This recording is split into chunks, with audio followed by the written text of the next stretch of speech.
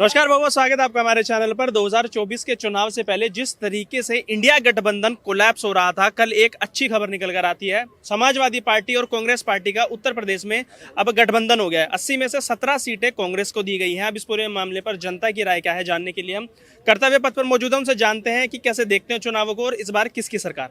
क्या नाम है आपका? प्रणय झा, प्रणय, कहाँ से? मुंबई से। अच्छा, मुंबई से आए हैं। अच्छा, क्या लगता है 2024 का चुनाव जैसे देख रहे हैं, किधर चल रही है हवा? देखिए, क्लियर कट है कि भारतीय जनता पार्टी को इस बार पिछले बार जितनी सीटें मिली थी उससे कई गुना ज्यादा इस बार मिलने वाली है। चाहे कितना भी लोग कर लें, चाहे कितना भी कोशिश कर लें, प्रयास कर लें, जो ठग होते हैं वो ठग ही रहते हैं और जो देश के लिए काम करते हैं वो देश के लिए काम करते रहते हैं। अच्छा, जिस तरीके का माहौल देख रहे हैं अभी आप देश के अंदर, अभी हल्द्वानी में कुछ समय पहले लॉ एंड ऑर्डर बिगाड़ दिया गया, यूसीसी वहां पर लागू हुआ और अभी बॉर्डर्स पे आपने देखा होगा किसान किस तरीके से बैठे हुए हैं। तो आरोप लगाया जा रहा है देश का किसान और मुसलमान दोनों खुश नहीं है बीजेपी की पार्टी से। तो कैसे सत्ते में दोबारा आ पाएंगे? देखिए, सबसे पहली बात तो किसान, आप सिर्फ कुछ लोगों को ही किसान के तौर पे नहीं समझ सकते हैं। महाराष्ट्र में भी किसान है, गुजरात में भी किसान है, यूपी में भी किसान है, साउथ में भी किसान है। तो सिर्फ पंजाब, हरियाणा और कुछ जो नॉर्थ के स्टेट्स हैं वो किसान का ओपिनियन हो सकता है बीजेपी के अगेंस्ट हो, लेकिन बहुत सारा किसान ऐसे हैं जो पूरी तरह से भारतीय जनता पार्टी के कामकाज से पूरी तरह से संतुष्ट हैं और खुश हैं। सिर्फ कुछ तबके के लोगों का ओपिनियन लेके या वो लाइमलाइट में आ गए, इसका ये मतलब नहीं है कि वो बीजेपी से नाराज हैं। किसान बीजेपी का वोट बैंक शुरू से रहा है और रहेगा इस बार भी, और किसान के बदौलत ही हम विजय प्राप्त करेंगे भारतीय जनता पार्टी। लेकिन वो तो कह रहे हैं कि किसान खुश है ही नहीं, उनकी मांगे नहीं माने जा रही है, किसान गरीब होता जा रहा है, अडानी अंबानी को अमीर बनाया जा रहा है। सिर्फ 2 उद्योगपतियों के लिए सरकार है, ये गरीब की सरकार नहीं है भारतीय जनता पार्टी। देखिए, उनकी लूट की दुकानें बंद हो गई है, इसलिए वो तिलमिला रहे हैं, ये सबको पता है। और जनता अब एजुकेशन के तौर पे एजुकेटेड है जनता, उनको पता है क्या सच है क्या गलत है। दे नो वेरी वेल कि किस तरफ हवा जा रहा है। उनको ये पहले से ही आइडिया मिल चुकी है कि किस तरह बीजेपी अपने काम के प्रति चलते जा रही है और बाकी सब किस तरह से। एक ही चीज उनके पास अभी तक, एक खाली गुड न्यूज आई है इंडी गठबंधन की, एक कि वो समाजवादी पार्टी और राहुल गांधी मिल रहे हैं। अभी वो कंटिन्यूसली उनकी मीटिंग हो रही है, लेकिन इसका ये मतलब नहीं कि वो हावी होंगे। 2024 का इलेक्शन पूरी तरह से एक तरफा है, क्योंकि सबको पता है, लोगों को पता है कि किस तरह बीजेपी ने वर्क किया है पिछले 10 साल में, और उसके खिलाफ जनता नहीं जाएगी। अच्छा, मैं आपसे बात करूंगा, मिनट में सर से जान लेता हूँ। क्या नाम है आपका? मेरा नाम अंकित है। अंकित जी, कैसे देखते हैं 2024 के चुनाव, किसकी सरकार? देखो जी, हमारे हिसाब से तो सरकार बीजेपी की बनेगी और बननी भी चाहिए उसकी सरकार, जो बीजेपी की, क्योंकि उसने देश के लिए तो बहुत ही काम करा है। इस समय जो भारत में, पूरे विश्व में जो है भारत की पहचान है, वो सिर्फ बीजेपी दिला सकती है और तो कोई दिला नहीं सकता। बीजेपी के बहुत काम है, पूरे इतिहास में लौट लेता हूँ। जैसे सबसे बड़े मुद्दे उसने सुलझाए, जैसे अयोध्या विवाद से जो मुद्दा था राम मंदिर का, वो तो चलो ठीक है, कुछ लोग बोल सकते हैं कि धर्म के लिए करा है, लेकिन 370 भी हटाई उन्होंने जो है पहले जो है। तो काफ़ी मतलब बीजेपी का अच्छे काम है, बाकी और पार्टी इतने काम नहीं है।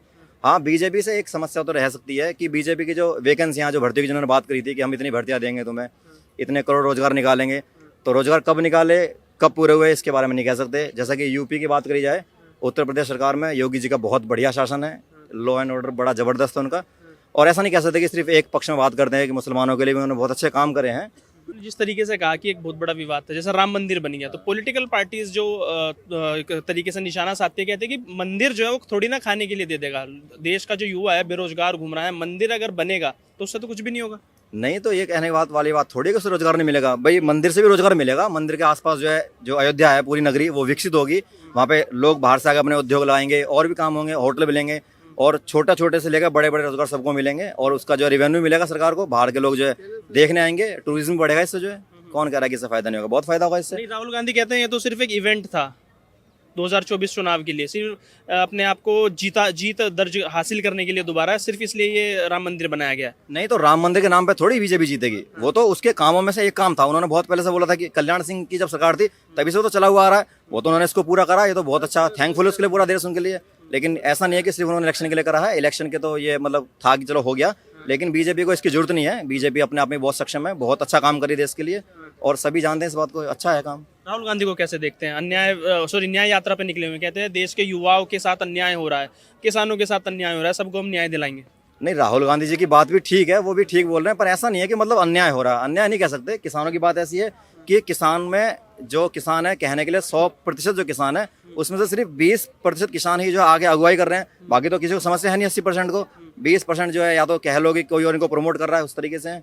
और जहाँ तक कि राहुल जी की बात है युवाओं को लेकर के कि भाई देश में जो है समस्या किसानों किसान परेशान है या युवा परेशान है, तो युवा सिर्फ एक बात से परेशान है कि वैकेंसियां उतनी निकल रही हैं, सरकार जो है उतनी भर्तियां नहीं निकाल पा रही है जितनी निकलनी चाहिए, और जो निकल पा रही हैं भर्तियां वो समय से पूरी नहीं हो रही हैं, और जो पूरी हो रही हैं वो पेपर लीक हो रहा है उसके अंदर। हम तो अभी सब हाल ही में पेपर हुआ यूपी पुलिस का, वो लीक हुआ है, 50-60 लाख बच्चे परेशान होते हैं उसके अंदर।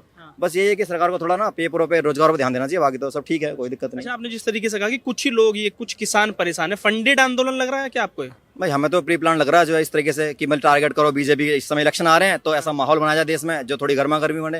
हालांकि हमें लगता नहीं किसान जो है, क्योंकि जो अच्छे किसान है वो तो अपना काम कर रहे हैं, उन्हें कोई समस्या है नहीं, लेकिन कुछ ही लोग जो दिखाई दे रहे हैं वहाँ पे जो मतलब बहुत, अब कोई फॉर्च्यूनर में किसान आ रहे हैं इतने बड़े बड़े वहाँ, तो ऐसा नहीं कह सकते उसके बारे में। नहीं, वो तो कहना है कि क्या किसान फॉर्च्यूनर में नहीं चल सकता, क्या मर्सिडीज में नहीं चल सकता, किसान गरीब का गरीब ही रहेगा? नहीं, किसान उनकी तरफ से है, किसान मर्सिडीज में क्यों, किसान BMW में चले, जिसमें किसान के पास जितना मतलब व्यू होगा चलेगा उसका। लेकिन मेरा कहने का मतलब यह है कि मतलब सभी के सभी किसान इस तरीके से नहीं कह सकते, कुछ ही किसान कह सकते हैं, 20% या मैक्सिमम 30% किसान होंगे जो इसके विरोध में, बाकी तो सभी ठीक है, कोई दिक्कत नहीं है। अच्छा, जैसे उसमें से स्टेटमेंट निकल के आ रहा है कि मोदी का ग्राफ बहुत बढ़ गया है ऊपर, राम मंदिर बनने के बाद मोदी का ग्राफ नीचे लाना है, अगर पंजाब दोबारा आएंगे तो बच के नहीं जाएंगे, मार दिए जाएंगे। कैसे देखते हैं इन बयानों को? नहीं देखो, जो ऐसी बात करता है ऊट पटांग बातें सारी से निरर्थक हैं एक तरीके से, कि मतलब मोदी जो है मतलब कोई पार्टी के आदमी नहीं है, वो हमारे देश के PM है। हम तो ऐसा नहीं है कि कोई एक आदमी है, और वैसे भी कोई ऐसी धमकी देने वाली बात है नहीं कि पंजाब आएंगे तो मार दिए जाएंगे, मार क्यों दिए जाएंगे, उनके पास में जो है बाकी चीज़ें हैं।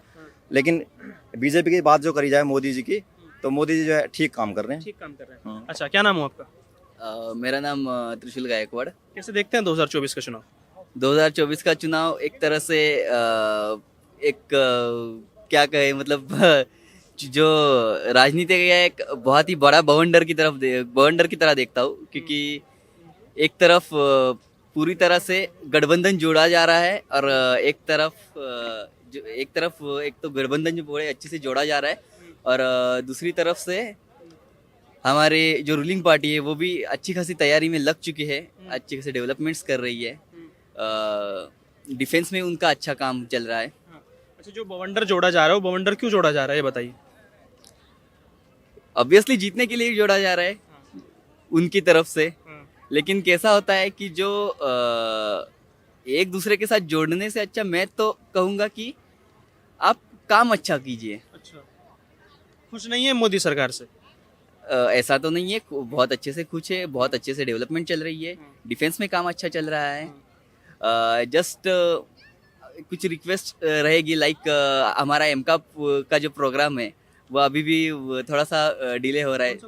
एमका जो हमारा 5th जनरेशन का फाइटर एयरक्राफ्ट है एमका, तो उसका जो प्रोग्राम है वो थोड़ा सा डिले हो रहा है। हाँ, तो उसके लिए हम रिक्वेस्ट करेंगे डिफेंस मिनिस्ट्री से और PM सर से कि वो भी ज़रा जल्दी कंप्लीट हो जाए। चलिए, आप तो देश की बात कर रहे हैं, राष्ट्र हित की बात कर रहे हैं कि रक्षा, हमारे देश की रक्षा को, सुरक्षा को और ऊपर ले जाया जाए। जैसे किसान हो बैठ रहे हैं कि MSP हमें दे दो, उससे 18 लाख करोड़ का बर्डन देश के ऊपर बढ़ जाएगा, तो कैसे देखते हैं इसको? एक्चुअली मैं भी किसान हूँ, मैं भी खेती बाड़ी करता हूँ अपने गाँव में, तो MSP की ज़रूरत जो है वो आज तक मुझे पर्सनली तो नहीं लगी है। और अगर वो लोग अगर मांग रहे हैं तो उनकी जो मांग है तो किस तरह से है, क्या है, उसको अच्छे से हमें देखना चाहिए।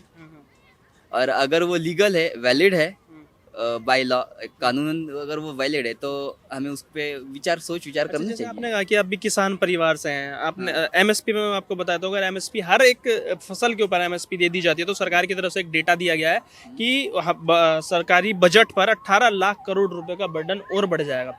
और उसमें भी जो एक क्वालिटी होगी भाई फसल की, कि भी एक उसकी क्वालिटी कैसी है, उसके अकॉर्डिंग वो खरीद नहीं ले पाएगी, और जो अगर MSP पे खरीद लिया तो जनता के ऊपर जो महंगाई का बोझ है वो और ज्यादा बढ़ जाएगा। तो कैसे देखते हैं इसके बाद MSP होनी चाहिए लागू?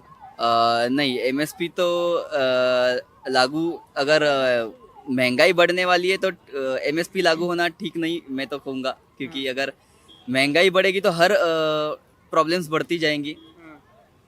एक तो इन्फ्लेशन रेट तो हर साल बढ़ता ही है, और उसमें अगर MSP से अगर महंगाई बढ़ रही है तो वो ठीक नहीं। अच्छा, क्या सोचते हैं राहुल गांधी के बारे में? राहुल गांधी भारत जोड़ो न्याय यात्रा पे निकले हुए हैं और कह रहे हैं कि देश में लोगों के साथ अन्याय हो रहा है, उनको हम न्याय दिलाना चाहते हैं, युवाओं को न्याय दिलाना चाहते हैं। कैसे देखते हैं उनको? क्या अन्याय हो रहा है? कहते हैं कि रोजगार नहीं मिल रहा है, महंगाई इतनी है, उद्योगपतियों को अमीर बनाया जा रहा है, सिर्फ अमीर अमीर होता जा रहा है, गरीब गरीब होता जा रहा है।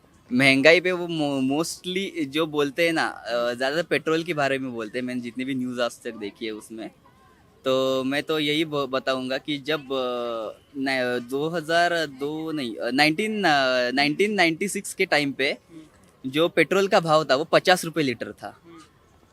और अभी हम बाकी की चीज़ों से कंपेयर करते हैं, उस वक्त जो एक दिन की मजदूरी थी किसी भी मजदूर की, वो भी 50 रुपये थी। आज वो 500 रुपये हो चुकी है, मतलब 10 गुना बढ़ चुकी है। उस टाइम पे जो बस का टिकट एक गांव से दूसरे गांव में जाने के लिए जो 5 रुपये था, आज वो 50 रुपये हो चुका है, मतलब वो भी 10% 10 गुना बढ़ गया है। ऐसी ही बाकी की चीज़ें भी जो है वो भी ऐसी इसी हालत में बढ़ चुकी है। 1 रुपये में जो नींबू मिलता था आज 10 रुपये में मिलने लगा है। और पेट्रोल की बात अगर करें तो उस वक्त तो 50 रुपये का मिलता था, आज 100 रुपये का मिल रहा है। तो फिर महंगाई मतलब कैसे कह सकते हैं? पेट्रोल तो सस्ता है।